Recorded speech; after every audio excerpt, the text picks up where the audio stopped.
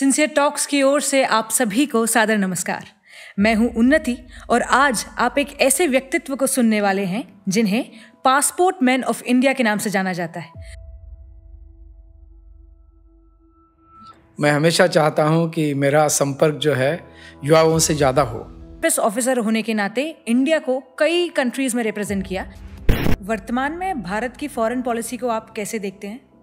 साल हो गई, देश ने काफ़ी तरक्की की। अब समय आया है कि हम अपने विचार दुनिया के मंच पर बिना किसी संकोच के साथ रखें।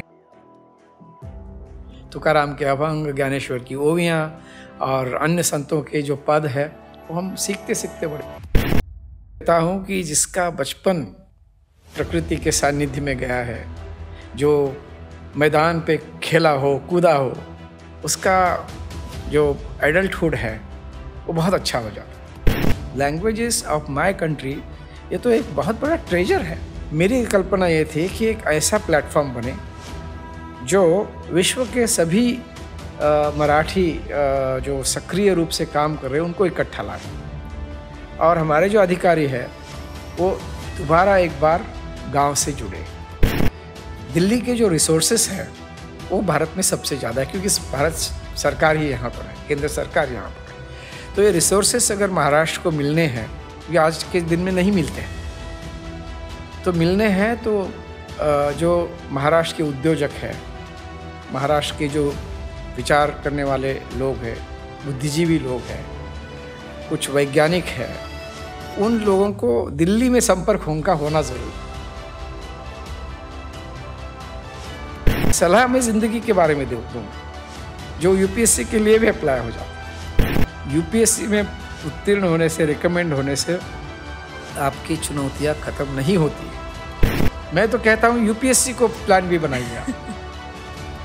Late UPSC be your plan B. करीबन 5 लाख करोड़ रुपया इस देश का मध्यम वर्ग का विदेश जाता है बच्चों की शिक्षा के लिए।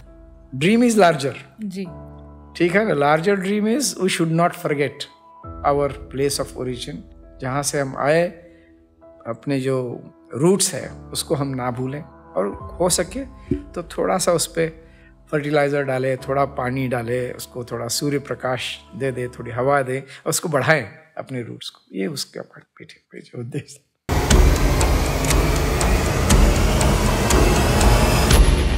मैं हूं उन्नति और आज आप एक ऐसे व्यक्तित्व को सुनने वाले हैं जिन्हें पासपोर्ट मैन ऑफ इंडिया के नाम से जाना जाता है, डॉक्टर ज्ञानेश्वर मुले सर। सर, आपका हमारे चैनल में, हमारे इस पॉडकास्ट में बहुत बहुत स्वागत है, और मैं पूरी टीम की ओर से आपको बताना चाहूँगी, we all are very thankful, we are very grateful to have you as a guest. Thank you Unnati. मेरे लिए आप लोगों के साथ इस तरह का संवाद होना बहुत ही सौभाग्य की बात है। मैं हमेशा चाहता हूं कि मेरा संपर्क जो है युवाओं से ज़्यादा हो जी, ताकि थोड़ा बहुत मैंने जो ज़िंदगी में सीखा है मैं आप सब लोगों को जो है दे सकूं। ये इससे अच्छी बात हमारे लिए कुछ और नहीं हो बिल्कुल। सकती।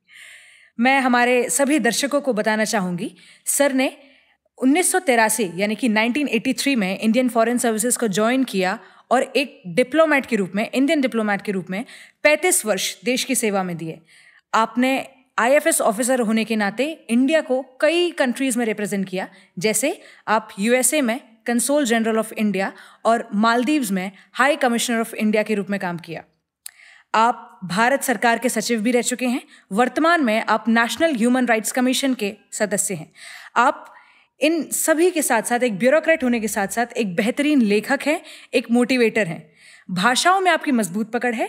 आप ना केवल मराठी, हिंदी और अंग्रेजी के जानकार हैं, बल्कि पंजाबी, संस्कृत, कन्नड़, जापानीज और रशियन, इन सभी भाषाओं में आप काफ़ी मजबूत पकड़ रखते हैं। मगर इन सभी विषयों पर आने से पहले हम जानना चाहेंगे कि इन तमाम उपलब्धियों को हासिल करने से पहले और ब्यूरोक्रेसी के क्षेत्र में आने से पहले आपका बचपन कैसा रहा, आपकी स्टूडेंट लाइफ कैसी थी, और आप किन चीज़ों में रुचि रखते थे? वाह उन्नति, मेरा बचपन इतना बेहद आनंदमय रहा है कि मैं हमेशा कहता हूँ कि जिसका बचपन प्रकृति के सानिध्य में गया है, जो मैदान पे खेला हो, कूदा हो, उसका जो एडल्टहुड है वो बहुत अच्छा हो जाता है, सकारात्मक हो जाता है जी। जिंदगी की तरफ देखने का आपका रवैया बदल जाता है। हम बचपन में ज़्यादातर किताबों को लेके नहीं बैठते थे, स्क्रीन तो थी ही नहीं, सौभाग्यवश स्क्रीन तो थी ही नहीं, और खेलते थे, कूदते थे, पेड़ों के ऊपर चलते थे, नदी में नदियों में, और कुएं, हमारे गांव में कुएं भी होते बड़े बड़े, उसमें डुबकी लेते थे। सब तरह की आनंद के निधान थे। हमारे पेरेंट्स जो है वो भी अपने तरीके से सिंपल लोग थे। तो मैंने यही देखा कि वो एक सिंप्लिसिटी में एक जो आनंद है ना जी। वो बचपन रहा। स्कूल में जो शिक्षक थे उनको वो सबको नाम से जानते थे, हम शिक्षकों के घर जाते थे, वो हमारे घर आते थे। आसपास के सब नेबरहुड नाम की बात नहीं थी, सिर्फ नेबर नहीं थे, पूरा गांव ही हमारा नेबर था। हर एक से पहचान थी। मतलब आप ये शायद कल्पना नहीं कर सकते कि आप किसी से भी कभी भी मिल सकते हो जी। अपॉइंटमेंट की ज़रूरत नहीं है, शेड्यूल देखने की ज़रूरत नहीं, फ़ोन करके चेक करने की ज़रूरत नहीं। तो उसमें ऐसे माहौल में मैंने अपनी बचपन गुजारा है। स्कूल में रहा हूँ, पहले से चौथी तक रहा, फिर कोल्हापुर आ गया मैं रेसिडेंशियल स्कूल में, और वहाँ भी एक अलग माहौल मिला, पूरे ज़िले के बच्चों के साथ परिचय हुआ, और पता चला कि हाँ, मैं सिर्फ गांव वाला नहीं हूँ, मैं इस ज़िले को भी बिलोंग करता हूँ। और उसमें अलग अलग एक ही ज़िले में भाषाओं की छटाएँ अलग होती है, लोगों का सोचने का तरीका अलग होता है। ये सब सीखते सीखते बचपन चला गया। उसी समय हमें जो सामाजिक परिवर्तन की एक महाराष्ट्र में बड़ा अभियान चला है, महात्मा फुले से लेकर, उससे भी पहले संतों की एक महाराष्ट्र में परंपरा है जी। संत ज्ञानेश्वर, जिसका नाम भी मुझे दिया गया है, नामदेव, एकनाथ, तुकाराम, एक से एक ये दिग्गज थे। सिर्फ कवि नहीं थे, ये सिर्फ संत नहीं थे, ये दार्शनिक थे। जी। तो घर में मिला है ये सब हमें माल, कहीं सीखने की ज़रूरत नहीं पड़ी। साहित्य जो है वो बाहर जाके सीखने की ज़रूरत ही नहीं पड़ी, हमारे घर में ही सब उपलब्ध था। तुकाराम के अभंग, ज्ञानेश्वर की ओवियाँ और अन्य संतों के जो पद है वो हम सीखते सीखते बड़े हो गए। दूसरा, सामाजिक सुधारक जो थे उनके बारे में हमें कोल्हापुर में होने की वजह से बाबा साहेब अम्बेडकर हो, छत्रपति शाहू महाराज हो और महात्मा फुले हो, इनकी जीवनी हमें बिल्कुल हर दिन याद होती थी, किसी ना किसी संदर्भ में सुनाई पड़ता था उनके बारे में। तो मैं समझता हूँ कि ये सब संस्कारों के साथ बड़े होने में ना एक बड़ा सकारात्मक एनर्जी हम वहाँ से ले आए। तो क्या मैं कह सकती हूँ कि आज के वक्त में आप जो हैं वो आपको कहीं ना कहीं आपके बचपन ने आपको आकार दिया है? 100% सच है, ये 100% सच है।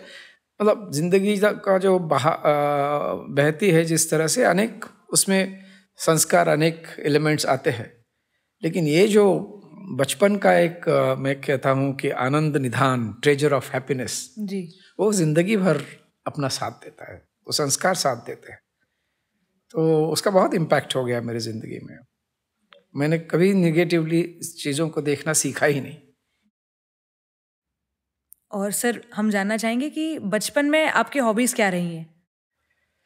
बचपन में देखिए, बचपन में हॉबी शब्द का कोई प्रयोग करता ही नहीं था। अभी ये नए नए स्कूलों में विशेषकर अंग्रेजी माध्यम से आई हुई संकल्पनाएं हैं। बिल्कुल। जो खेल कूद रहा है ज़्यादातर, जो डुबकियाँ ले रहा है नदियों में, कुओं में और पेड़ों पे चढ़ रहा है, उसकी क्या हॉबीज़ हो सकती है? ज़िंदगी का मज़ा लेना यही हॉबी थी। लेकिन एक ज़रूर था कि हमारे गांव में एक छोटा सा ग्रंथालय था जी, और मेरे पिताजी उस ग्रंथालय के संस्थापक थे। वो स्वतंत्रता के समय नेताजी सुभाष चंद्र जी से प्रेरणा लेके गांव के कुछ युवाओं ने एक ग्रंथालय की स्थापना की थी। तो मेरे पिताजी चूँकि उसके सेक्रेटरी रहे, अध्यक्ष रहे, तो मुझे मुक्त संचार था वहाँ पर एज ए चाइल्ड। और बच्चा होने के नाते जाता था, किताबें देखता था, कुछ दिलचस्प लगती थी तो उसको लेके आते पढ़ता था। तो बहुत बचपन से जो है एक पढ़ने की चस्का लग गया। और कहीं पर भी दुकान में जाते थे, किराना में कुछ लाते थे तो पुराने ज़माने में अखबार में डाल के कुछ ना कुछ चीज़ें लाते थे, तो घर में आके पूरा अखबार जो है उसमें खून की भी कभी कभी रहती थी खबरें, कभी राजकीय नेताओं के वक्तव्य की खबरें होती थी, कभी डकैती की खबरें होती थी, कभी कोई किसी के साथ भाग के चला गया उसकी भी खबरें होती थी। तो वो एक चस्का लग गया पढ़ने का। तो बाद में उसको साहित्य में रुचि होने लगी, अन्य कविताओं में रुचि होने लगी, लेखकों में हम रुचि लेने लगे। तो वो एक मैं समझता हूँ कि बचपन से और स्कूल में भी उसको हमें बढ़ावा मिल गया इस चीज़ को कि हम पढ़ें, और पढ़ना एक प्रगति के लिए बहुत ज़रूरी बात है। ये हमें स्कूल में बहुत अच्छे से समझाया गया, बढ़ाया गया। जब आप इन किताबों को पढ़ रहे थे या फिर जब आप अपना बचपन जी रहे थे, क्या आपके मन में विचार था कि आप एक दिन भारत सरकार के सचिव होंगे या फिर आप भारत को इंटरनेशनल लेवल पर रिप्रेजेंट करेंगे? सच कहूँ तो नहीं था, उस कल्पना में भी नहीं सोचा था। और ये था कि कुछ बनना है, ये तो हर एक बच्चे में चाहत रहती है, और अलग अलग लोग दिखते हैं। हमारे तो अक्सर आइडॉल जो होते थे बस के कंडक्टर होते थे, क्योंकि उनके पास एक वो बैग रहती थी जिसमें पैसे डलते थे। तो शिक्षक थे हमारे आइडॉल्स। अच्छा शिक्षक बनना चाह रहा था। अखबारों का हमें बहुत शौक था, तो एडिटर कभी बने, जर्नलिस्ट बनने का शौक था। ये लगा था किसी के बारे में आप कुछ भी लिख सकते हो। आजकल उसका अर्थ कुछ अलग ही बन गया है अनफॉर्चुनेटली, लेकिन वो जिम्मेदार एडिटर्स और जिम्मेदार जर्नलिस्ट भी हमने देखे हैं, इन्होंने समाज में जागरूकता पैदा करने के लिए काम किया। चाहे तिलक हो या नेहरू जी हो, वो अपने समय के अच्छे एडिटर रहे। गांधी भी अपने समय के अच्छे एडिटर रहे। तो ये सब चीज़ें जो है बहुत ही मिक्स तरीके से हमारे सामने प्लाटर में आती थी, तो हमने उसमें से जो उठा सकते थे उठाने की कोशिश की। बचपन में आपके मन में वो सबसे पहले एक विचार आता है कि मुझे ये बनना है, पायलट बनना है या फिर कुछ और बनना है, आपके मन में क्या आया था? देखो, मतलब मुझे 2-3 चीज़ें हमेशा लगी कि मैं एक अच्छा प्राध्यापक बनूंगा, मुझे लगता था। बिल्कुल बचपन में तो कंडक्टर बनने का ही सपना था। और फिर जैसे बढ़ गया मुझे प्राध्यापक अच्छा बनने, क्योंकि अच्छे हमारे प्राध्यापक थे, और मैं देखता था कि कैसे उन्होंने हमारी ज़िंदगी में एक शिल्प की तरह जो है बनाया। और हम तो बिल्कुल पत्थर थे, तो हमारे में से एक उन्होंने ठीक ठाक मूर्ति बनाई थी। तो वो देख के लगता था प्राध्यापक। दूसरा, मैंने कहा कि मुझे अच्छा जर्नलिस्ट बनना भी बड़ा ये लगता था, क्योंकि मैंने सोचा कि जर्नलिस्ट जो है वो भी समाज को बदल सकता है अपने विचारों से, अपनी लेखनी से।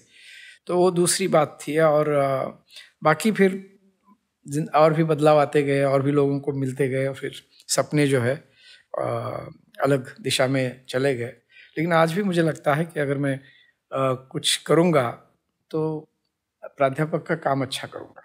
इसलिए मैं जहाँ होता हूँ वहाँ भी अपने आप को प्राध्यापक की तरह लोगों से जो है बातें करता हूँ, और उनको बताने की कोशिश करता हूँ कि ये है, ये है, ये है। क्योंकि प्राध्यापक का काम क्या है? उसने जो सीखा है, देखा है, अनुभव किया है, उसको दे देना, ये प्राध्यापक का काम है। तो वो मुझे बड़ा अच्छा लगता था। सर, इस क्षेत्र में क्या आपके कुछ फ्यूचर प्लान्स हैं? हाँ, मुझे, अगर मैं वैसे भी आपको मैं बता दूं कि पिछले 5 साल में भारत आने के बाद और विदेशों में मैं जब भी रहा हूँ, अक्सर ऐसा कोई महीना नहीं जाता है जब मैं कॉलेज में या यूनिवर्सिटी में नहीं गया। जी। मेरा बच्चों से संवाद नहीं हुआ है, ऐसा कभी हो ही नहीं सकता। मैं यहाँ NHRC में भी मुझे अलग अलग कॉलेजों से, विश्वविद्यालयों से, महाराष्ट्र से और बाहर के राज्यों से भी बहुत सारे बच्चे मिलने को आते हैं। जी। तो एक तरह से जो है ये प्राध्यापकी जो है चलती रहती है। और भविष्य में अगर NHRC से बाहर निकलने के बाद मुझे कहीं अच्छे, मैं जब निवृत्त हो गया विदेश सेवा से, सचिव के पद से, तो मुझे पुणे विश्वविद्यालय ने रेसिडेंट विजिटिंग प्रोफेसर का नियुक्ति दी थी। लेकिन तब मुझे पता नहीं था कि मुझे NHRC में भी नियुक्त किया जाएगा, तो इसलिए वो बैक बर्नर पे चला गया। लेकिन अब जो फ्री हो जाऊंगा अप्रैल 2024 में, फिर मैं अपने मूल रूप में प्रकट हो जाऊंगा। वो अवतार मुझे सबसे अच्छा लगता है कि मैं एक शिक्षक के रूप में समाज के सामने आ जाऊं। सर, हम आपके स्टूडेंट लाइफ से आगे बढ़ते हैं, आपके ब्यूरोक्रेसी के क्षेत्र में। आपने एक ब्यूरोक्रेट के रूप में देश की 35 वर्षों तक सेवा की, और रिटायरमेंट के अगले ही दिन आपने मूवमेंट ऑफ पॉजिटिविटी की शुरुआत की। हम जानना चाहेंगे कि ये जो 35 वर्ष थे इनका अनुभव कैसा था, मूवमेंट ऑफ पॉजिटिविटी क्या है, और इन अनुभवों ने आपको मूवमेंट ऑफ पॉजिटिविटी के लिए कैसे प्रेरित किया? बहुत अच्छा प्रश्न तुमने पूछा। एक तो बात यह है कि जब आप सेवा में आ जाते हो तो सबसे बड़ी सेवा की अच्छी बात यह है कि प्रशासन में आपको लोगों के प्रश्नों की और लोगों की, जनता की चुनौतियों की अच्छी समझ आ जाती है जी। अच्छी पकड़ आ जाती है। लेकिन ये ज़रूरी नहीं कि आपके पास उसका उपाय हो या उनको कुछ आप रिलीफ दे सके। तो मैं एक समझता हूँ कि पहली बात तो ये होगी प्रशासन में कि लोगों के अनुभव सुनने का मौका मिला, उनके दुख दर्द समझने का मौका मिला, और उससे जो है एक प्राकृतिक जो बात निकली वो ये थी कि उनको मदद कैसे करें। मैं एक, जैसा मैंने कहा कि देहात का बच्चा हूँ, बहुत मैं समझता हूँ कि किसी वजह से सर्विस में आ ही गया, ठीक है। तो आ गया तो मेरी वो भी विदेश सेवा में सीधी मैंने अपनी छलांग लगाई। मेरी दिक्कत सेवा में आने के बाद ये थी उन्नति कि मैं समझ नहीं पा रहा था कि ये सेवा, विदेश सेवा, external affairs ministry, foreign affairs, international relations, इसका और मेरा रिश्ता क्या है जी। ये रिश्ता क्या कहलाता बिल्कुल। मेरे पिताजी का, मेरी माँ का और इस सर्विस का क्या रिश्ता है? मेरे गांव वाले जो है, जिनके साथ मैं बड़ा हुआ हूँ, मेरे गांव के स्कूल के दोस्त हैं, उनका, मेरा और इस सर्विस का क्या रिश्ता है, ये मुझे समझ में नहीं आ रहा। और देखो, आदमी मन ही मन में हमेशा सोचता है ये बातें, मतलब वो प्रकट रूप से उसको शब्द रूप मिले या ना मिले, लेकिन ये ज़रूर था मेरे मन में कि इस पे कुछ लिंक होनी चाहिए। और जब मैंने सेवा में मैंने प्रवेश किया 1983 में, तब ये विदेश सेवा और भारत की आम जनता, इसमें कोई समान सूत्र नहीं था, कोई संपर्क सूत्र नहीं था, कोई माध्यम नहीं था संवाद का। तो वो बात मुझे बहुत खली और मुझे उसने सोचने पे मजबूर किया। तो मैंने सोचा कि कुछ ना कुछ करके, क्योंकि मैं जो कर रहा हूँ, जापान में मुझे पोस्टिंग मिल गई as a 3rd secretary diplomat. पहली बार हाथ में मेरे लाल पासपोर्ट, डिप्लोमेटिक पासपोर्ट आ गया। सोचा नहीं था ज़िंदगी में कि मैं सीधा अपनी साइकिल से मैं कार में बैठने के लायक हो जाऊंगा। तो ये जो बदलाव है, और फिर वहाँ पर जो मैं डिप्लोमेट जो काम करना है कर रहा हूँ, इसका मेरे पीछे जहाँ से मैं आया उन लोगों को पता ही नहीं मैं क्या कर रहा हूँ। तो मेरे लिए पजल ये, तो मैं सोच रहा था कि संवाद का माध्यम क्या हो सकता है, कैसे मैं बताऊं कि अरे ये भी एक क्षेत्र है जहाँ पर हम लोगों को आना ज़रूरी है, जिसके बारे में हमें जानना ज़रूरी है। तो मैंने वहाँ से लिखना शुरू किया दोबारा। पहले भी लिखता ही था, कम लिखता था, फिर मैंने, और ये भी मैंने सोचा डिलिबरेटली कि अपनी भाषा में लिखेंगे, ना कि अंग्रेज़ी में, क्योंकि भाषाएं तो बहुत आती है बंदे को, लेकिन अंग्रेज़ी में एक प्रतिष्ठा मिलती है आपको। लेकिन मैंने सोचा कि अंग्रेज़ जो भी भारत में किताबें निकलती है इंटरनेशनल रिलेशंस या एक्सटर्नल अफेयर्स या फॉरेन पॉलिसी के बारे में, वो तो अंग्रेज़ी में ही होती है जी। तो मैंने वहाँ से, अच्छा, और रही एक और बात थी कि मेरी माँ जो स्कूल नहीं गई, उसको कैसे पता चलेगा कि डिप्लोमेसी क्या होती है, इंटरनेशनल रिलेशंस क्या होती है। मेरा अगला सवाल आपसे यही था। तो इसलिए मैंने कहा कि मैं बड़ी सीधी भाषा में जो मेरे अनुभव है वो लिखने शुरू करूँगा। तो वहाँ से मैंने एक तरह से लिखना अभी प्रारंभ किया, अपने विदेश में जो अनुभव है उसके बारे में। विदेश में मुझे लगा, उसकी कविता भी की, कुछ एस्से लिखे और कुछ किताबें भी लिखने की प्रेरणा वहाँ से मिली। लेकिन मुख्य सूत्र उसका यही था कि मैं और मेरे लोग, इसमें मैं कुछ पुल बांधने की कोशिश करूं, और आगे जाके मेरे पूरे कार्य क्षेत्र का या कार्य का मुख्य ध्येय उद्देश्य यही रहा कि मैं इस लोगों को केंद्र में रख के विदेश सेवा में कैसी सेवा कर सकता हूँ जी। और जहाँ जहाँ गया मैं, या तो लोकल स्थानीय लोगों से दोस्ती बना के उनके प्रश्न सुलझाने की कोशिश की, क्योंकि पासपोर्ट के वीज़ा के लिए वो आते थे भारत में, उनको ट्रेड शुरू करना था, भारत में निवेश करना था उनको, तो उनकी मदद कैसे करें। और दूसरे, मेरे भारत की जनता वहाँ पर जो है उनकी मैं मदद कैसे करूं, वो मेरे एक लगान का विषय हो गया। उसमें मैंने पीपल सेंट्रिक डिप्लोमेसी की कंसेप्ट जो है मैंने अपने जीवन में बहुत जल्दी शुरू की। और उसकी वजह ये थी कि मुझे कॉन्वेंट में शिक्षा लेने का मौका नहीं मिला, इसलिए मैं लोगों से इस तरह से, और गांव से आया, दूसरी बात मराठी माध्यम से मैंने पढ़ा, तो इसलिए मैं लोगों से जुड़ने का मेरा संकल्प जो था वो बहुत दृढ़ था। तो इस तरह से वो एक मज़ेदार शुरुआत हुई ज़िंदगी की, जो बहुत लोगों से अलग थी। और मैं ये भी सोच रहा था कि यार मुझे तो कुछ आता ही नहीं, ये इसने मास्टर्स इन इंटरनेशनल रिलेशंस किए है, इसके पिताजी तो IAS थे, सेक्रेटरी थे कहीं, और मुझे तो सर्विस के बारे में कुछ पता नहीं। न्यूनगंड था मेरे में, इन्फीरियरिटी कॉम्प्लेक्स था मेरे मन में कि अरे इसमें मैं कैसे सर्वाइव कर रहा हूँ। So the best way was not to become like them, best way was to keep my identity, create my identity and make that USP। जी, मैं गांव से आया, USP है, क्योंकि मैं आज गांव जानता हूँ। मैं छोटे माध्यम से आया हूँ, बड़ी अच्छी बात है।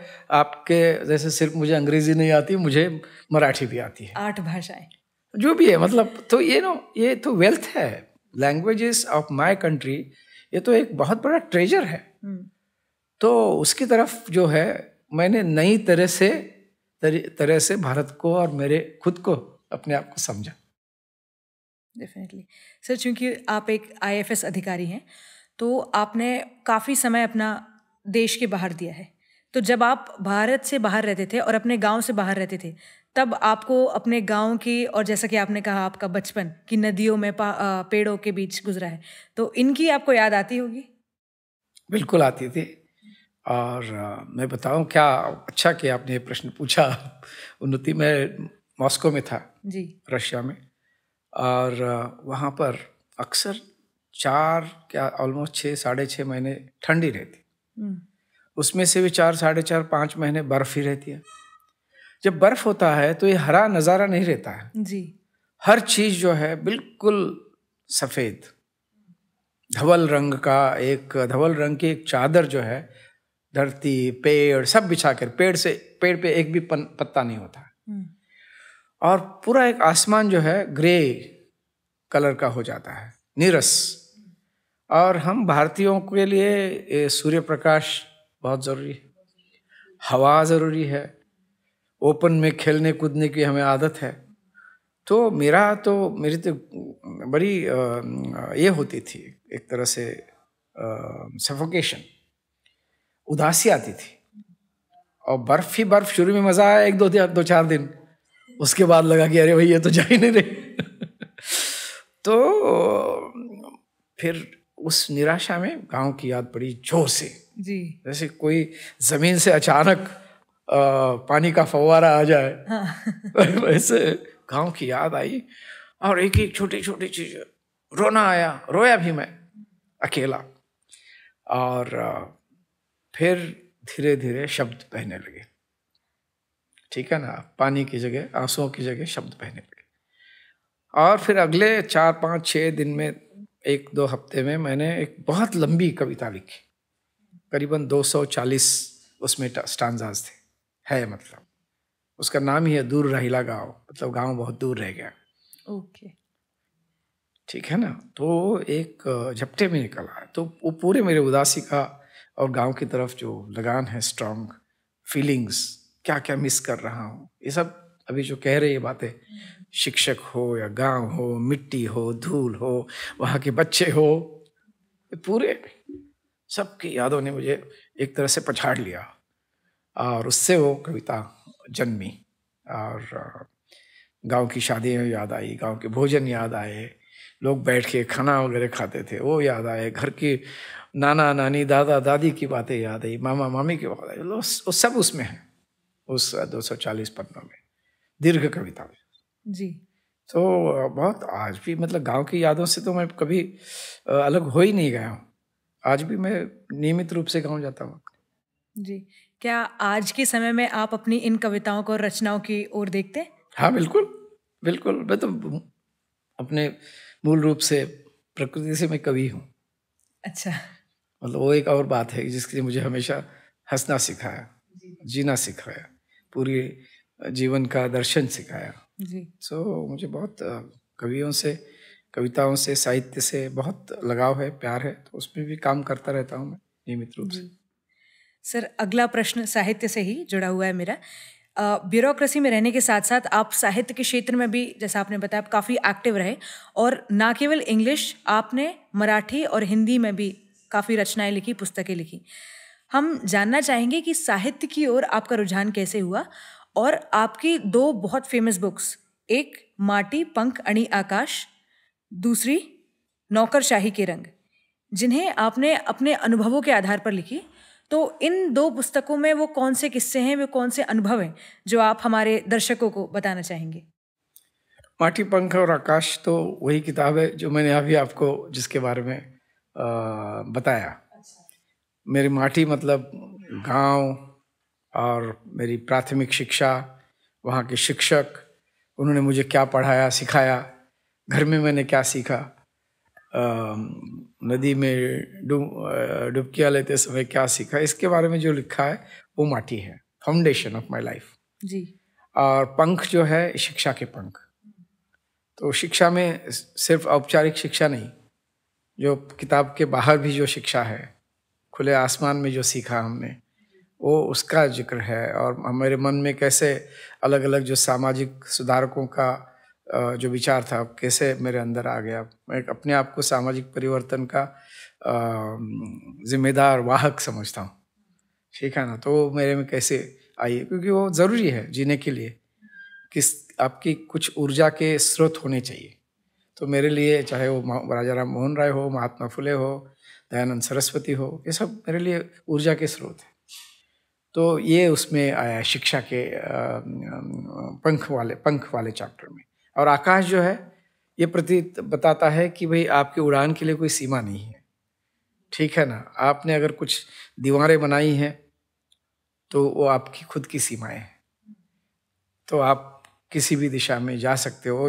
विदेश सेवा में प्रवेश करने के बाद जो मैंने देखा, क्योंकि मैंने ये अपना आत्मचरित्र रूप एक है, आत्मचरित्र नहीं कहते मराठी में, आत्मवृत्त कहते हैं या आत्मकथा कहते हैं जी। तो प्योर वो सीक्वेंशियल नहीं होती कि मैं ऐसा था, मैं वैसा था, ये नहीं होता। उसमें एक अनुभवों को खुले तरीके से देखने का, खुले आंखों से देखने का एक रीति है वो। तो वो माटी पंख और आकाश जो है बहुत ही उस समय, उसमें यूपीएससी का मेरा पूरा इंटरव्यू का पूरा सीक्वेंस है। अच्छा। कैसा मेरे पाँव में अच्छे जूते नहीं थे, कैसे मैं मराठी से अंग्रेज़ी में ट्रांसलेट करके रिप्लाई उत्तर देता था, कैसे वो जब अंग्रेज़ी में पूछते तो फिर मराठी में सोच के उसका उत्तर ढूंढता था। ये सब चीज़ें उसमें आई है। यूपीएससी धौलपुर हाउस में पहली बार प्रवेश किया तो कैसे एक अजीब सी टेंशन आ रही थी, किसी को रिलेट नहीं कर पा रहा था। ये सब उस समय के तनाव जो है वो सब वो आए हैं उसमें। तो मैं समझता हूँ कि एक जीवन का जो अलग अलग बदलाव मेरे में आए, मुख्य जो 3 थे, माटी पंख और आकाश। और फिर अब जो है आकाश से फिर दोबारा मिट्टी पे आने का। जी। तो पंख, आकाश जो है विदेश सेवा रहे, जहाँ जहाँ रहे, उसका भी थोड़ा जिक्र आया है। लेकिन उसके बाद जो दूसरा है नौकरशाही के रंग जी, जिसका आपने अभी जिक्र किया, उसमें मैंने स्पेसिफिक यहाँ पर उद्योग भवन में मैंने काम किया, कॉमर्स मिनिस्ट्री में। तो वहाँ कैसे कैसे अनुभव आए, ब्यूरोक्रेसी क्या होती है उसका परिचय हो गया।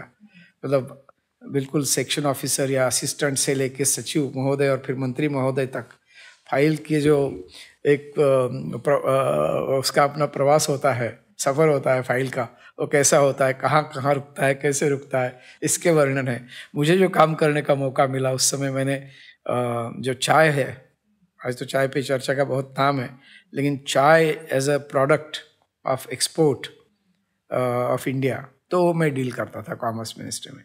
तो चाय का उत्पादन कैसे बढ़े देश में, चाय क्या होती है, कैसे बनती है, उसके पीछे कितने मजदूर काम कर रहे हैं, कितने लोगों का रोज़गार उसके पीछे है, ये सब चीज़ें जो है वहाँ पर मुझे देखने को मिली। और वहाँ पर मैंने 1-2 गरीब किसान जो चाय लगाना चाहते हैं, चाय की क्रॉप लेना चाहते हैं, उनके लिए कुछ स्कीमें बनाने का प्रयास किया, आसानी से उनको फाइनेंस मिले, कुछ सब्सिडी मिले, इसके लिए प्रयास किया।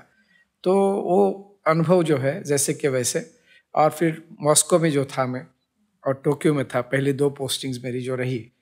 तो वहाँ पर डिप्लोमेसी क्या होती है, एक एम्बेसी कैसे होती है, एम्बेसडर से लेके 3rd सेक्रेटरी तक या अटैचे तक क्या क्या हायरार्की रहती है, किस तरह से हम देश के संबंध विदेशों से बढ़ाने की कोशिश करते हैं, कितने आयाम होते हैं काम के एक एम्बेसी में, ये सब चीज़ें जो है उसमें मैंने विस्तार से लिखने की कोशिश की। इसलिए कि सिर्फ आत्मवृत्त तो आदमी थोड़ा सा कोशिश करता है खुद को ग्लोरीफाई करने की, तो उसके आगे जाकर एक स्टेप जो है कि काम क्या होता है, कार्य कैसे किया जाता है, कैसे आप उसमें एक अपनी आइडियोलॉजी भी ला सकते हो, लोगों को मदद करने की क्षमता आप में होती है, ये सब चीज़ें जो है अलग अलग ढंग से उसमें प्रस्तुत करने की कोशिश की है मैंने। जी सर, साहित्य के साथ साथ एक सवाल मेरा और है, क्योंकि अभी हम आपके निज निवास में शूट कर रहे हैं और फ्रेम में पीछे वीणा भी है, तो मैं जानना चाहूँगी कि क्या संगीत की तरफ भी आपका रुझान है? मैं गा नहीं सकता हूँ क्योंकि मैं गाऊंगा तो लोग भाग जाएंगे, लेकिन सब कलाओं के प्रति मुझे बहुत प्यार है, प्रेम है, चाहे वो परफॉर्मिंग आर्ट्स हो, चाहे वो इस तरह की पेंटिंग्स हो, साहित्य हो, नाट्य हो, संगीत तो है ही है, तो इनके प्रति बहुत रुझान है और कोशिश करता हूँ कि मुझे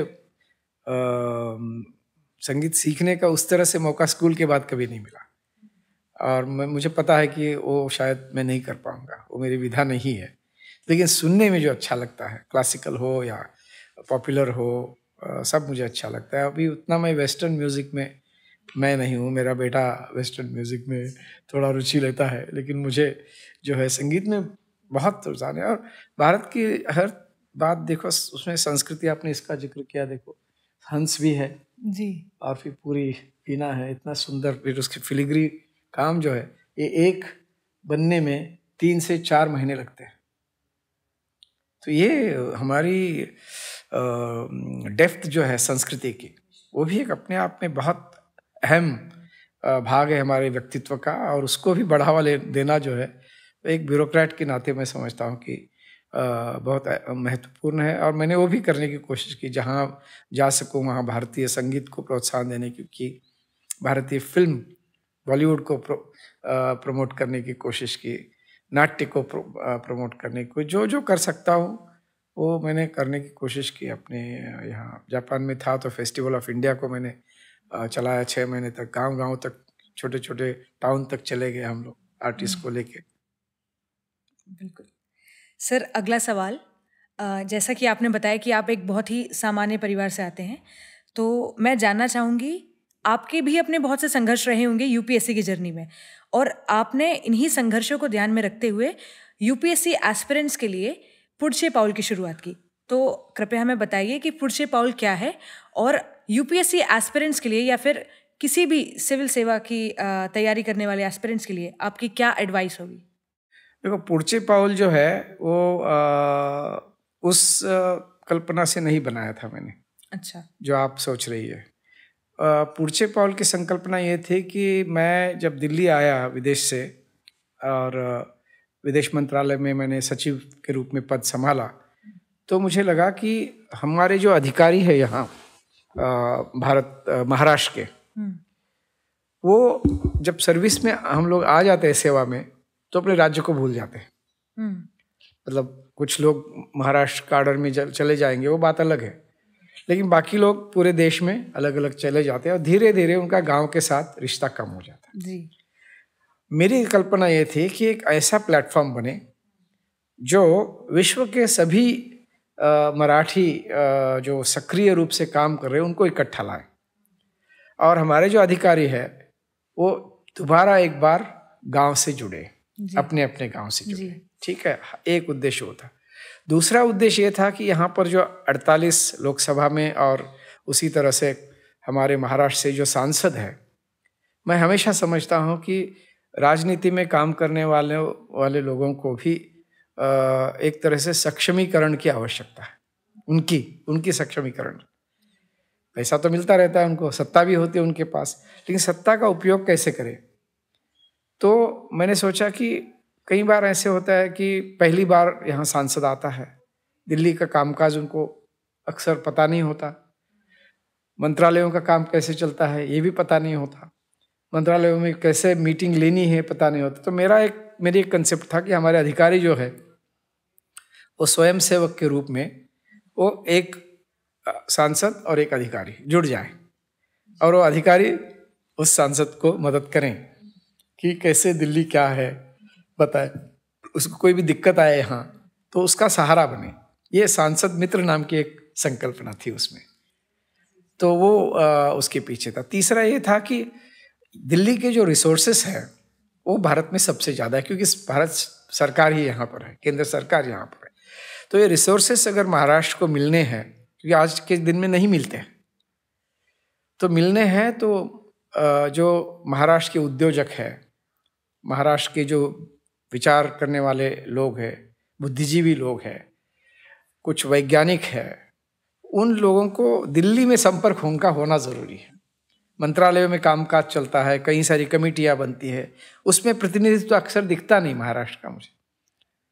तो मैंने सोचा कि ये भी बढ़ना चाहिए, राज्य के विकास के लिए आवश्यक है, और हम लोग जो मराठी अधिकारी हैं उनकी ये जिम्मेदारी बनती है।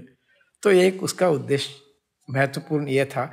लेकिन उसके साथ साथ हमने एक जो वार्षिक हमारा एक इनिशिएटिव था कि महाराष्ट्र से जो बच्चे यूपीएससी से जो उत्तीर्ण होकर पास होकर जाते हैं LBS NAA, उनका एक यहाँ अच्छा सम्मान हो जाए, और उस सम्मान में उनको याद दिलाया जाए कि भाई आप आगे जा रहे हो लेकिन पीछे मुड़ना मत भूलो।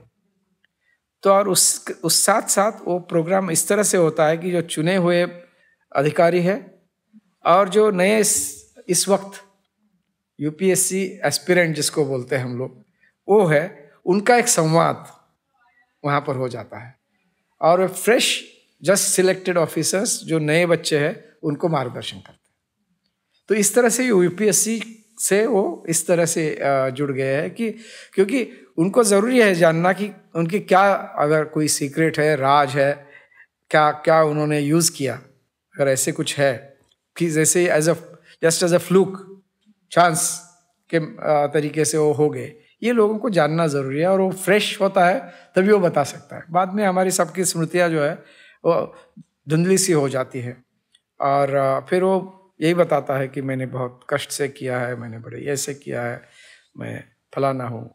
तो वो उसका उद्देश्य था। तो उस तरीके से वो हम UPSC से भी वो डायरेक्टली उसका एक लिंक है। लेकिन ड्रीम इज़ लार्जर जी, ठीक है ना। Larger dream is we should not forget our place of origin, जहाँ से हम आए, अपने जो रूट्स है उसको हम ना भूलें, और हो सके तो थोड़ा सा उस पर फर्टिलाइज़र डाले, थोड़ा पानी डाले, उसको थोड़ा सूर्य प्रकाश दे दे, थोड़ी हवा दे, और उसको बढ़ाएं अपने रूट्स को। ये उसका पीछे उद्देश्य। सर, वर्तमान में जो UPSC CSE की तैयारी कर रहे हैं उनके लिए आप क्या कहना चाहेंगे? मैं क्या कहूँ, मैं उस हिसाब से आउटडेटेड हूँ। मतलब मुझे कहने में बिल्कुल संकोच नहीं कि 1983 में मैंने उत्तीर्ण किया, मैं आज जो 2022-23 में बच्चे कर रहे हैं उनको मैं क्या सलाह दे सकता हूँ। लेकिन सलाह मैं ज़िंदगी के बारे में दूंगा, जो UPSC के लिए भी अप्लाई हो जाती है जी। एक तो है कि कोई UPSC हो या ज़िंदगी का कोई भी उत्कृष्टता, एक्सेलेंस जिसको बोलते हैं, उसमें शॉर्टकट्स बहुत कम है, ठीक है ना।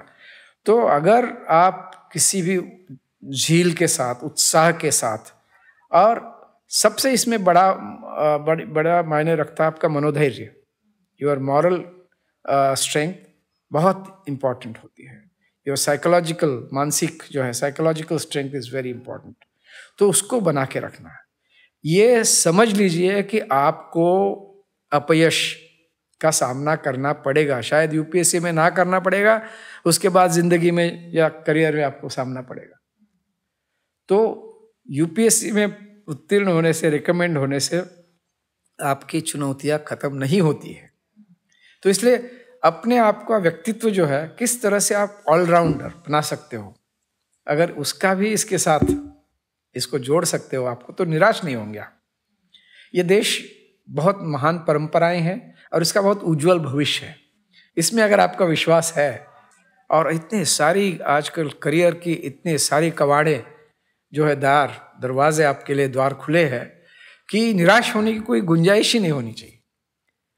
तो ये आप फिर डिसिप्लिन होनी चाहिए, हार्ड वर्क तो होना ही चाहिए, कंसिस्टेंट आप रहिए, अपना मानसिक बल जो है वो बढ़ाइए, और ये मत सोचिए कि कोई एक धक्का आपको लग गया तो आखिरी धक्का है।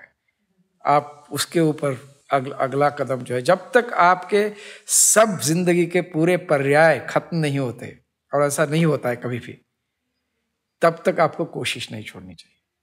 जो अटेम्प्ट्स है वो हमेशा सीमित रखिए। आपको 10 साल का अपॉर्चुनिटी है, 6 साल का है या 4 साल का है, ये मत सोचिए।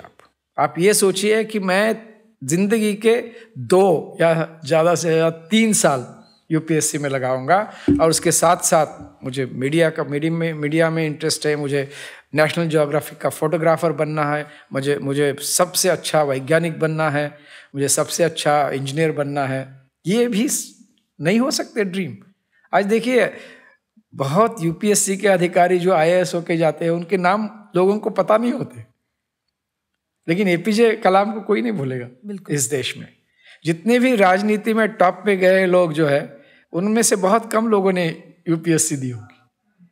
जो प्रोमिनेंट है समाज में आज लोग, चाहे वो पानी के क्षेत्र में राजेंद्र सिंह जी हो, ठीक है, सुंदरलाल बहुगुणा हो चिपको मूवमेंट के, या सत्यार्थी हो, they have not achieve this greatness through UPSC.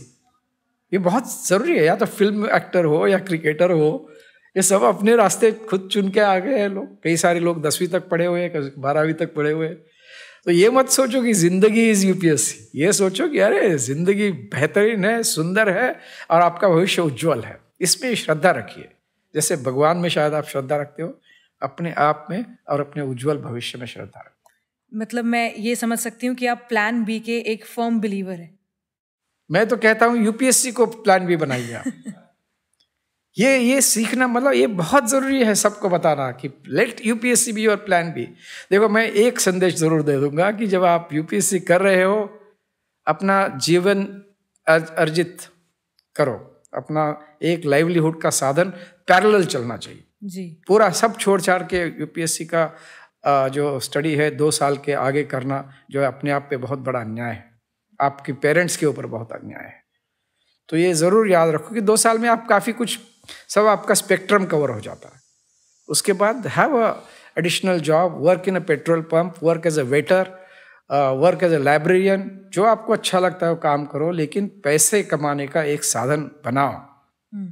ये बहुत ज़रूरी है। तो यूपीएससी को चाहे तो प्लान बी रखो, लेकिन जो है उज्जवल भविष्य में खुद का विश्वास कभी मत कमाओ। जी सर, वर्तमान में हम एक ट्रेंड देख रहे हैं यूपीएससी टॉपर्स के बीच में कि बहुत सारे टॉपर्स ऐसे हैं जो कि आईएएस के ऊपर आईएफएस को प्रेफरेंस देते हैं। इसका कारण क्या हो सकता है? मुझे पता नहीं, मैं ये समझता हूँ कि अंतर्राष्ट्रीय क्षेत्र में भारत की प्रतिमा ऊंची होती जा रही है। विशेषकर प्रधानमंत्री ने जो विदेश नीति में एक बहुत आक्रामक नीति अपनाई है, उसका परिणाम यह है कि भारत का प्रभाव दुनिया में बढ़ रहा है। इसमें कोई शक नहीं है, किसी को नहीं शक होना चाहिए। चाहे G20 का समय का काम हो, चाहे हमारे जो अखाती देश है उनके हमारे बढ़ते संबंध हो, अमेरिका हो या रशिया हो, दोनों के साथ, 2 सुपर पावर, दोनों के साथ हमारे संबंध अच्छे हैं। उधर जापान जो और जर्मनी 2 और पावर है, उनके साथ हमारे रिश्ते हैं। इधर अफ्रीका है जो विकसनशील देश है, उनके साथ भी हमारे रिश्ते अच्छे हैं। तो इस वक्त भारत जिस मकाम पे है, वहाँ हमारा देश जो है बहुत आगे मतलब विदेश क्षेत्र में बहुत आगे जाने वाला है। हमारी इकोनॉमिक सिचुएशन जो है इंटरनेशनल, मतलब 5 ट्रिलियन क्या 10 ट्रिलियन भी हो जाएगी, तो वो भी अपने आप में असेंडेंस में है। तो ये समय है कि हम डोमेस्टिक और एक्सटर्नल में कोई ये नहीं रहा, अब कॉमनैलिटी रही। 2 अलग अलग क्षेत्र है, ये अलग अलग क्षेत्र नहीं है, ओवरलैपिंग है। तो इसलिए आज का कोई वाटर रिसोर्स मिनिस्ट्री में भी काम कर रहा होगा, तो he will be visiting overseas destinations for various trainings, various discussions, conferences. कोई एनवायरनमेंट में यहाँ काम कर रहा है इस अफसर, या और भी कोई रेलवे में भी काम कर रहा है। He will be interacting with bullet express people in Japan. तो ये भी सोचने की ज़रूरत नहीं कि ये बेहतरीन है या वो बेहतरीन है। हर एक में आपको इंटीग्रेटेड अप्रोच ज़िंदगी में लेने की बहुत ज़रूरत है, मैं समझता हूँ। और विदेश सेवा इसलिए शायद पॉपुलर हो रही, ये भी मैं समझता हूँ कि विशेषकर लड़कियों के लिए विदेश सेवा बहुत अच्छी है, विशेषकर क्योंकि इंटरनेशनल हमारे जो रिप्रेजेंटेटिव है, जितने भी मैंने देखा, महिलाएं बहुत बेहतरीन काम कर रही है। और इसलिए लड़कियों की संख्या जो है, विमेन ऑफिसर्स की संख्या बढ़ रही है लगातार। तो वो भी एक अच्छा ट्रेंड है, मैं समझता हूँ। वैसे भी 50% तो होना ही चाहिए आप लोगों को। तो वो विदेश सेवा जो है वो इट इज़ ऑन असेंडेंस, लेकिन उसमें मत जाइए आप। जो डोमेस्टिक सर्विस में है, he should have an international thinking, और जो विदेश में है उसको अपने गांव से, अपने ज़िले से, अपने देश से जो है रूटिंग होनी चाहिए, उसकी रूटेडनेस होनी चाहिए। तभी हमारी डिप्लोमेसी और देश जो है बहुत बढ़िया तरीके से, बैलेंस तरीके से, समतोल तरीके से आगे बढ़ सकते। जी सर, हम कई यूपीएससी टॉपर्स को सुनते हैं या फिर स्टेट पीएससी टॉपर्स को सुनते हैं, वो अपनी जर्नी में कई बार ये बताते हैं कि उनके दिमाग में ये बात थी कि उन्हें आईएएस बनना है या आईपीएस बनना है, यानी वो पद को पाने की जो दृढ़ संकल्प होता है वो उनके मन में काफ़ी मजबूत होता है। तो आपके विचार में पद को पाने की इच्छा ज़्यादा बेहतर है या फिर देश सेवा करना और ज्ञान पाने की इच्छा ज़्यादा बेहतर है? मैं कहूँगा कि जो आपने दूसरी बात कही, देश सेवा और ज्ञान का जो महत्व है, वो उसको मैं पर्सनली उसको प्राथमिकता देता हूँ। क्या है कि अगर आपको पैसा बनाना है तो be an entrepreneur, definitely business में चले जाइए, बहुत पैसा है वहाँ। पैसे कमाने के लिए अगर आप सर्विस में आ रहे हो तो बहुत मैं समझता हूँ कि दुर्भाग्य की बात है। अक्सर आते हैं लोग, मैंने आजकल सुना है ये बात, और सिर्फ अधिकार के लिए आ रहे हो। आप यूनाइटेड नेशंस में जाइए, वहाँ अपॉर्चुनिटीज़ है। आप आज क्या है, बिजनेसमैन के पास कितनी सारी पावर होता है, हम देखते जा रहे हैं, तो उनके पास भी पावर होता है। सो पावर की जो संकल्पना है वो रिलेटिव है, सापेक्ष है। तो आप देख लीजिए अपने व्यक्तित्व को क्या ज़्यादा सूट करता है, उसके अनुसार मुझे लगता है कि जाना चाहिए। और अगर कोई भी देश सेवा की भावना नहीं है तो आपको सर्विस में बड़ा बोरिंग लगेगा, है ना, क्योंकि you should be able to relate to problem of water, problem of sanitation, problem of education, problem of health services to the people. अपने ही राज में मस्त है आप, तो आप, हमारे पास तो ब्रिटिश तो थे ही, वो कर ही रहे थे इसी तरह से राज। अगर आप लोगों से जुड़ना नहीं है और पीपल सेंट्रिक पॉलिसीज का इम्प्लीमेंट नहीं, सरकार की इतनी सारी स्कीमें हैं, सब पीपल सेंट्रिक है, लेकिन उसमें अमल में कमी क्यों आती है?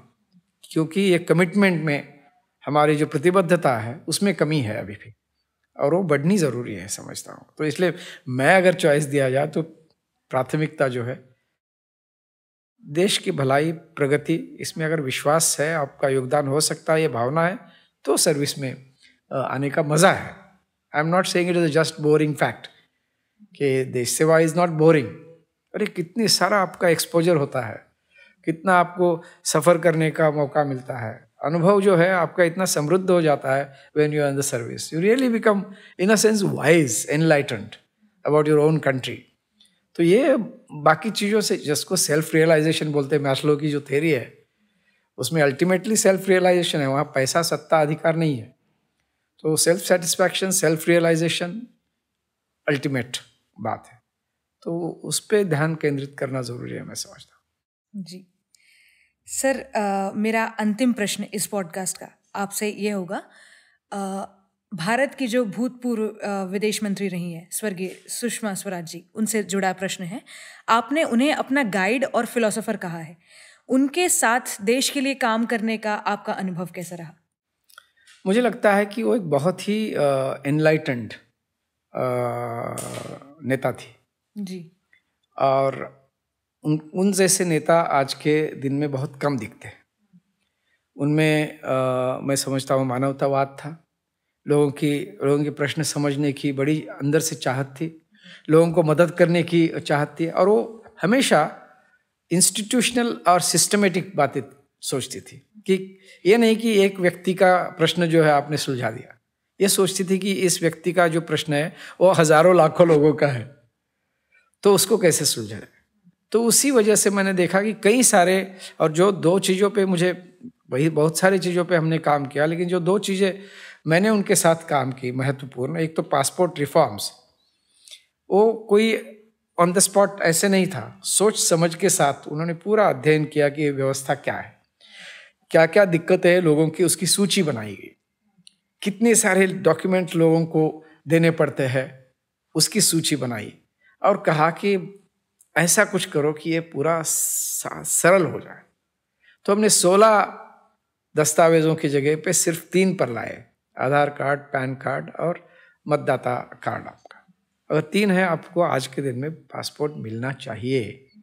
एक तरफ से ये क्वालिटेटिव चेंज लाए, दूसरी तरह उन्होंने कहा कि सिर्फ 70-75 कार्यालय होने से कुछ नहीं होगा, देश में पूरे कार्यालय खोलते हैं।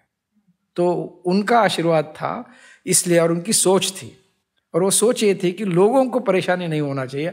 आज अगर अंतर्राष्ट्रीय क्षेत्र में हम विश्वगुरु बनना चाहते हैं तो इस देश के लोगों को विश्व में जाने का मौका तो मिलना चाहिए। उस मौके के पीछे पासपोर्ट होता है।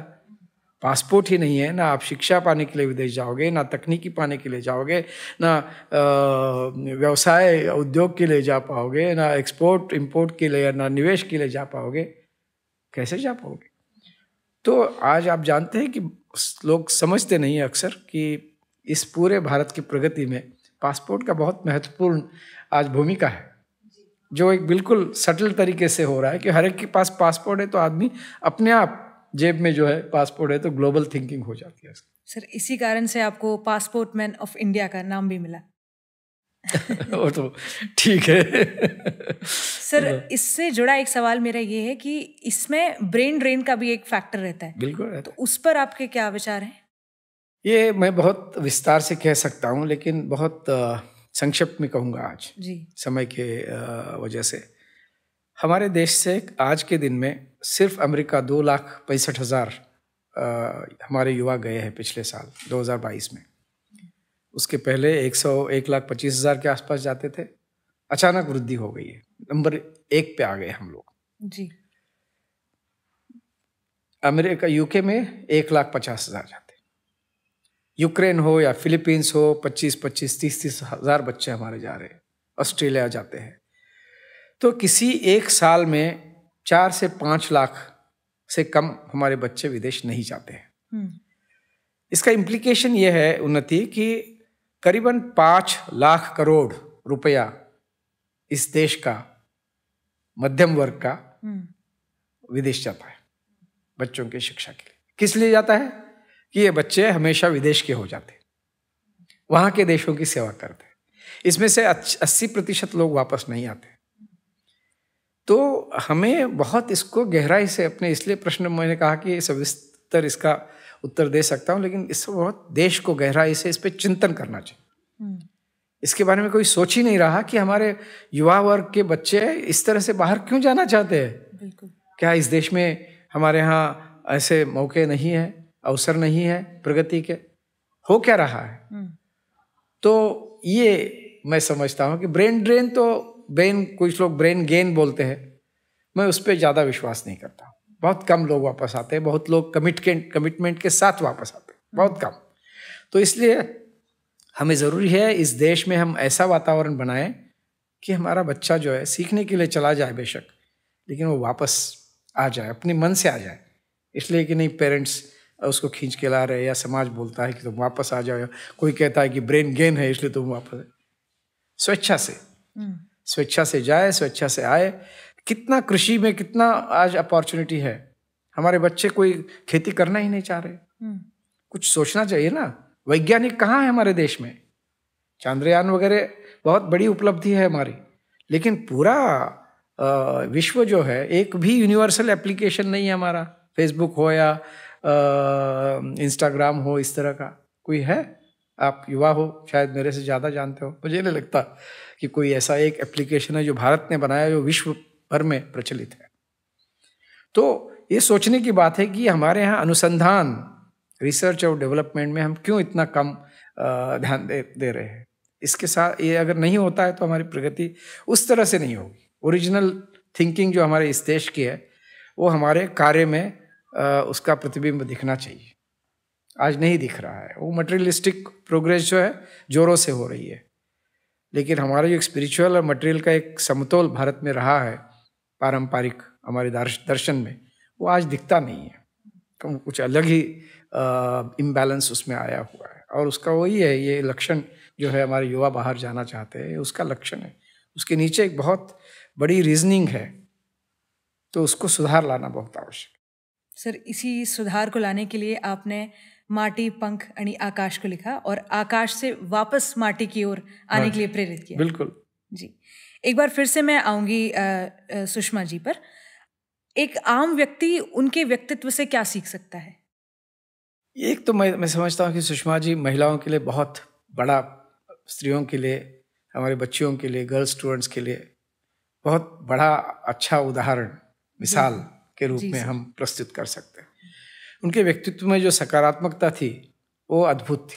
पॉजिटिविटी उनसे बहुत सीख सकते हैं।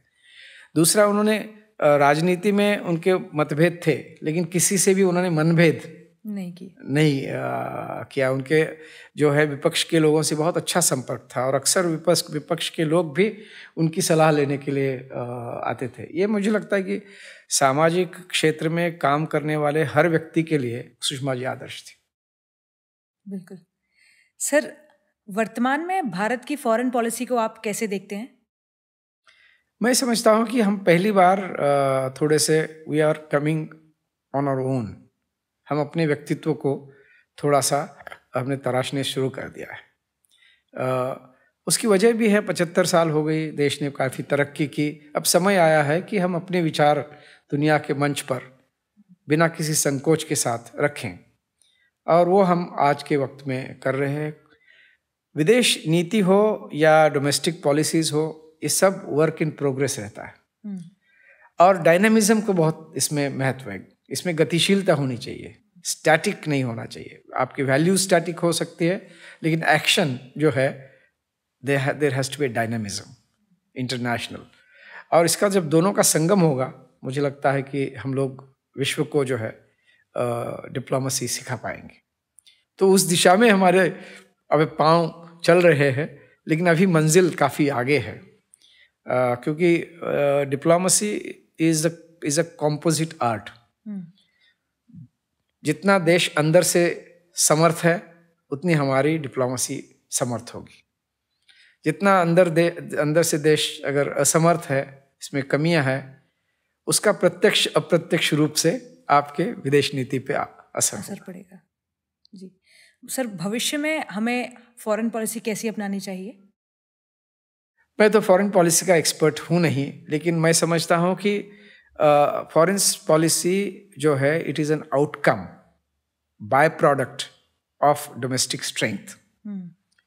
तो हम देश की गरीबी हम खत्म करें, देश की विषमता खत्म करें, जेंडर इक्वालिटी जो है उसमें हम फोकस करें, और शिक्षा और स्वास्थ्य की सेवाएं हर व्यक्ति को हर समय, हर वक्त, हर जगह उपलब्ध हो।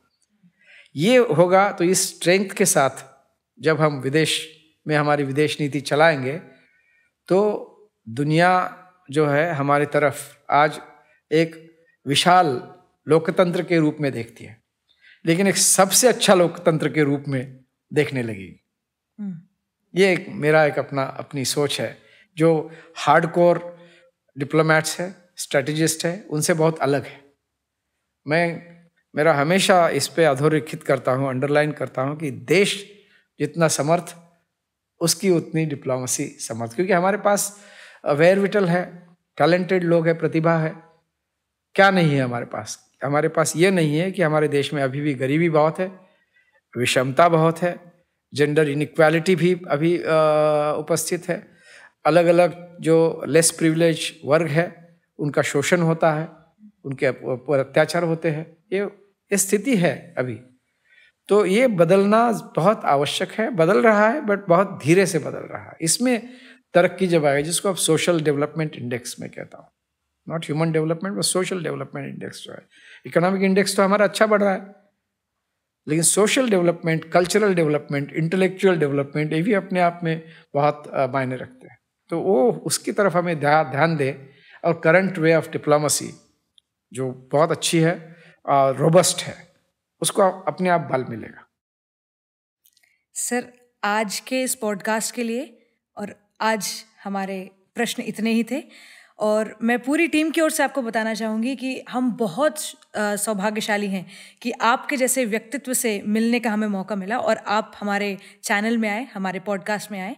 और मैं मानती हूँ कि मैं चाहती हूँ कि जो हमारा ये चैनल है सिंसियर टॉक्स, इनका, हमारे चैनल का और आपका संबंध आज के जैसे आगे भी हमेशा बना रहे, और आपके बाद आपकी बेटी भी हमारे चैनल में आए तो जरूर, पीढ़ी दर पीढ़ी जो है Definitely. वो डायनेस्टिक रूल नहीं होना चाहिए, लेकिन पीढ़ी दर पीढ़ी अच्छे विचारों का प्रचार प्रसार हमें करना चाहिए जी। तो बहुत अच्छा लगा आप लोगों के साथ बात करके। मैंने कहा कि युवाओं के साथ बातचीत मुझे बहुत प्रेरणादायक लगती है, क्योंकि इस उम्र में भी मुझे प्रेरणा की बहुत ज़रूरत पड़ती है। एनर्जी की, ऊर्जा की जो है वो मुझे युवाओं से ही मिलती है, और भारत का युवा जो है बहुत प्रतिभा संपन्न है। मैं समझता हूँ कि इस संवाद के माध्यम से मेरे विचार भी आपके मित्रों के पास बड़े पैमाने पर पहुँच जाएंगे, भारत के नागरिकों के पास भी जा पाएंगे, तो बड़ी खुशी होगी मुझे। आपने बड़े अच्छे सवाल पूछे। अगली बार मूवमेंट ऑफ पॉजिटिविटी के बारे में हम बात करेंगे। डेफिनेटली। तो आप सभी दर्शकों को मेरा हार्दिक धन्यवाद।